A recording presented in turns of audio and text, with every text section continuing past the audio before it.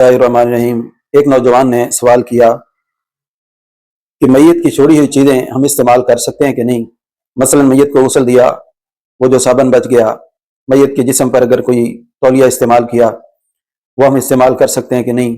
मैयत के कपड़े जो होते हैं उतारे हुए, पुराने या कुछ न्यू लेकर रखे थे, वो हम इस्तेमाल कर सकते हैं कि नहीं। तो मेरे भाई, शरई तौर पर कोई इसमें हर्ज नहीं है।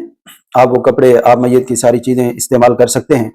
ये हमारे यहाँ एक रस्म सी है कि पहले वो बंदा बड़ा महबूब होता है, जब उसकी रूह निकल जाए तो फिर हम सारे उससे डरना शुरू हो जाते हैं। भाई डरने की वजह क्या है? रूह ही निकली है ना, बंदा तो वही, बदन तो वही है ना। माँ है, बाप है, भाई है, वही मोहब्बत की जगह है। और इस मसले का आप लोगों को भी, मैं तो कहता हूँ, पता होता है अंदर से कि आप लोगों ने ये तो कभी नहीं पूछा कि मैयत की गाड़ी जो है वो हम किसी गरीब को दे दें कि ना दें, मैयत का लैपटॉप हम किसी गरीब को दें या ना, मैयत का मोबाइल हम किसी गरीब को दें या ना।